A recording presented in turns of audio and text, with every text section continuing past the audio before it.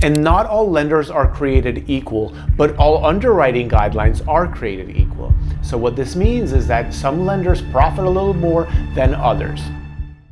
Welcome to Florida Real Estate TV. Let's get into the 4 biggest lies that you have been told about buying real estate or investing in real estate. Now, it's really important not to get fooled by all the things people are saying. So let's get right into this. And if you're okay with that, please click that like button. It really helps the channel. So I thank you very much. Okay, now the first one is marry the house, date the rate. What does this basically mean? You might have heard this, but you're just not certain exactly what they mean. And what they're saying is, especially from agents, you're hearing this, is listen, buy a house right now and don't worry about the interest rate because you're going to be able to refinance the interest rate later. And while that may be true, it also may not be true. You might even hear your lenders talk about this. And the lender is even promising something like, hey, don't worry about it. Buy it now and we will refinance you for free later.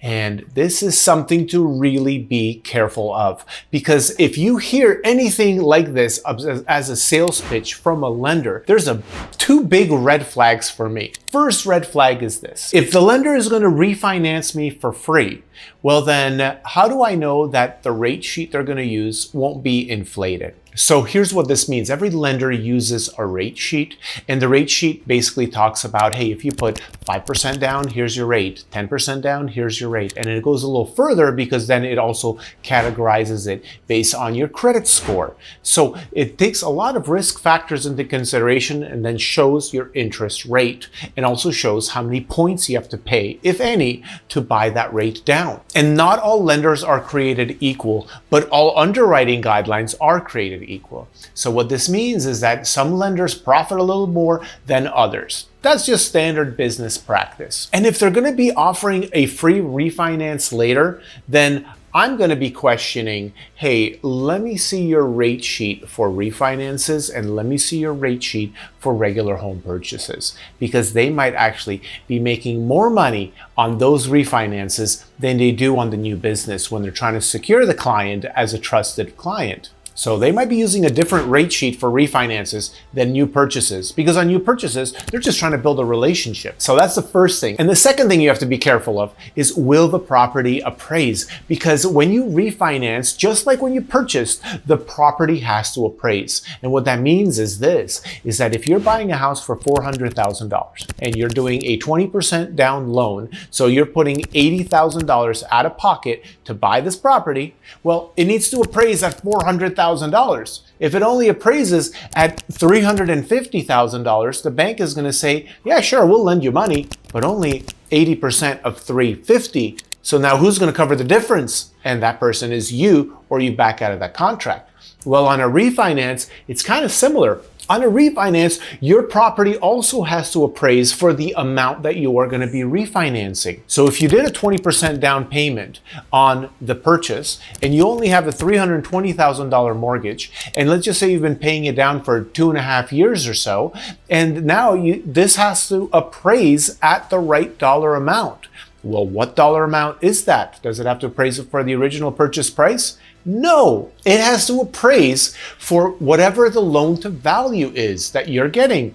Most refinances are going to be 70 or 75% loan to value, maybe 80% loan to value. So if it's 80%, then it has to appraise for at least $400,000 in order to get that $320,000 of mortgage. Now, the real problem is when you buy a property with an FHA loan or something, and you do a 3.5% down. So your loan is actually 96.5%. And now you're trying to refinance it, and the refinance, let's just say the properties didn't even go down in value, but the refinance people say, hey, you need a 90% loan to value. That's the maximum we're willing to loan. So now you need to appraise for more than you originally bought it for in order to just get this cash out refinance or this complete refinance. You don't even have to take cash out. So the whole concept of marry the house and date the rate is not necessarily a good thing. If you're doing a very large down payment Okay, that's okay, because we are in a declining market where prices are coming down slightly. So in the future, when you refinance, then you are going to be in a situation where it's probably going to be worth a little bit less than what you paid for. And if interest rates go from 7.5%, like right now, to 5.5%, you still need to appraise in order to get that payment reduced. Let's go into the second biggest lie in real estate. And if you like this, then please pause right now and make a comment about marrying the house and dating the rate. Okay, so the second biggest lie is that values only go up. This is not true at all. So take a look at this chart. This chart shows that the median price of homes goes up and down. And this chart actually goes from 1963 to 2023. So as you can tell, it's kind of going up consistently. But this is not true, because you can point out a lot of places where it goes down. But this chart goes back to 1963, which is way too long. So let's just look from the year 2000 to today. Now, first of all, the shaded areas that are being shown here, there's 3 of them, are actual recessions, and including that really short one at the beginning of 2020 when the pandemic hit. But take a look at the actual chart and the pricing. Right after the recession from 2001 all the way to 2007, prices were increasing. All the way from 2007 to about 2010 or 2012, the prices were going down. And then from there, it was almost a straight shot to the moon when prices peaked at the end of 2022, just about a year ago. And since then, look at this rapid decline in pricing. And this is indeed true. We have had some prices come down. Now, this chart here shows the general US home prices, but let me tell you a quick story about Florida, and especially the Sarasota, Florida area. When I was buying houses in 2008 and 9 and 10 and 11 and 12, which were unbelievable years, by the way, well, maybe not 8, but here's what happened. Properties that were selling at the peak in 2005 and 6 for $400,000 were available for $200,000. The ones for $300,000 were available for $150,000.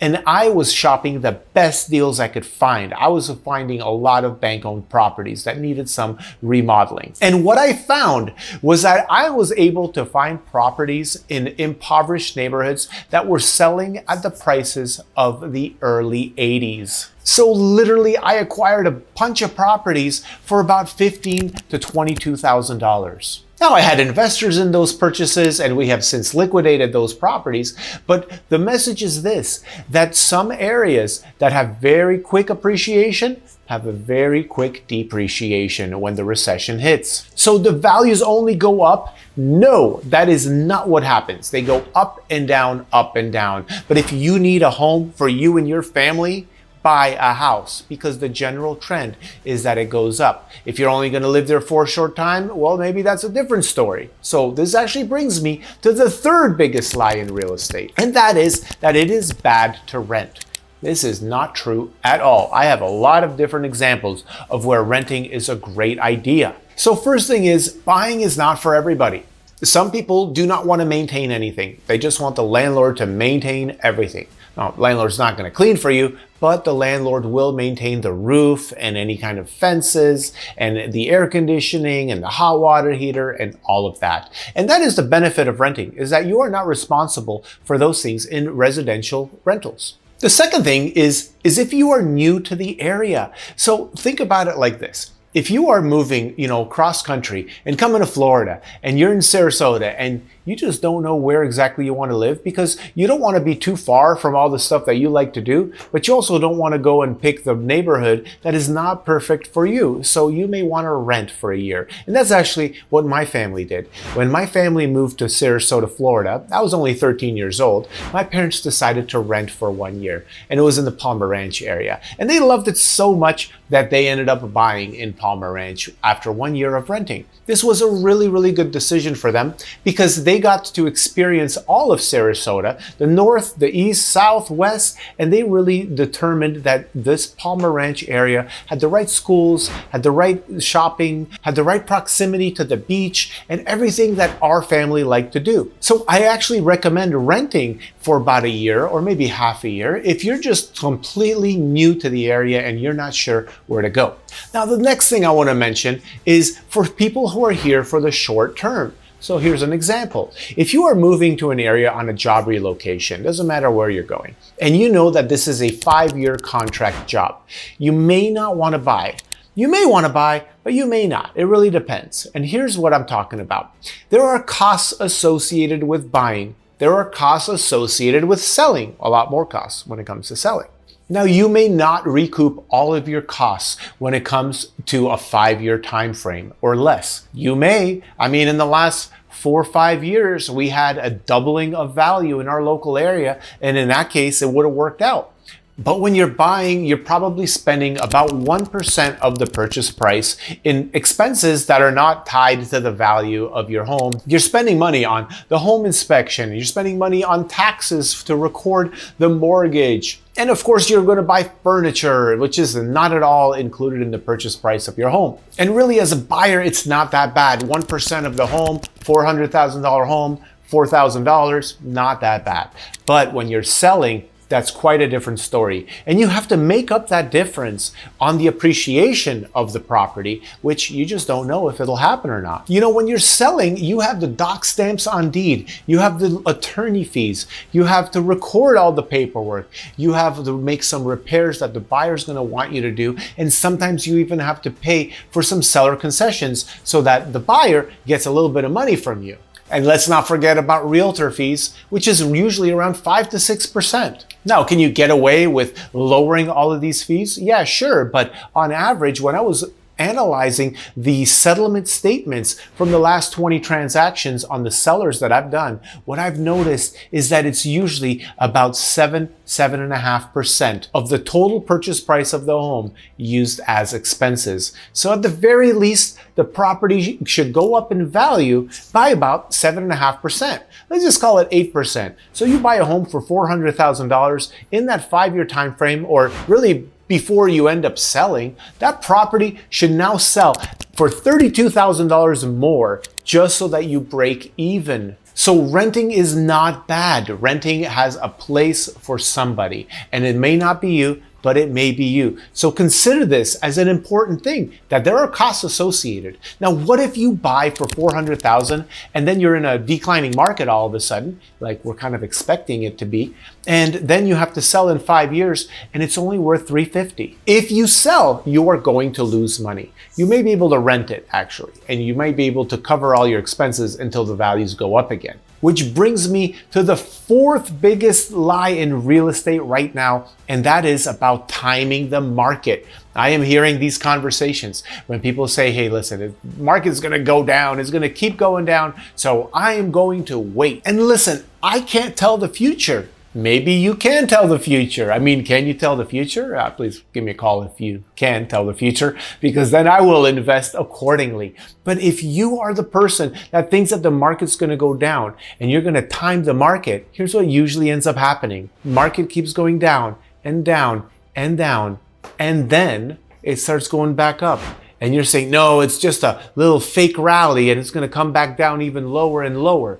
And then it keeps going higher and higher. And then it gets to the point where it came down in here, and you're like, no, this is it. This is going to be a double top and it's going to go down again. Well, it doesn't. It just usually starts going up and up and up. And then what happens then? Now you're buying for more while you rented the entire time. So can you predict the future? Because I can't. What I have found that really, really works is buy when you can buy. And that's it. And refinance when it's time to refinance. This is a very good long-term strategy. This is what I call the get rich slow game. This is not the get rich quick. You can't really time selling here and then buying here, because you don't know when here is and you don't know when this is. When you sell here, it might keep going up for a while. And then it might come down, and this might be a 2-year span, right? And then it might come down, and then it might never reach that bottom that you're thinking. It might only reach here. So now, what are you doing? This is not a good strategy. If it is a good strategy, then everyone would be doing it in the stock market, where the stocks are liquid and people can just sell and buy in the same day. So can you predict the future? Let me give you an example. In 2019, near the end of 2019, our local real estate market, and I think it was about the same for the rest of the United States, was going up, and it kind of was slowing down so much that it seemed like it was hitting that, that peak before it starts going down. So what happened? Well, what happened is the pandemic, and then the pandemic had a very sharp decline for like 3 months, literally from like December, January, February, March, April, and then things started picking up and it went to the moon. It went up so fast. The home prices went up so fast. The demand went up so fast. The only thing that didn't go up were the interest rates. They went up 2 years later. So that run up was going up and up and up. And if you didn't buy because you were like, oh, it's going to come down. Oh, it's going to come down. Oh, it's going to come down. It didn't come down. It's literally 2023, almost 2024 in less than a month. And it's finally starting to come down a little bit. So can you time the market?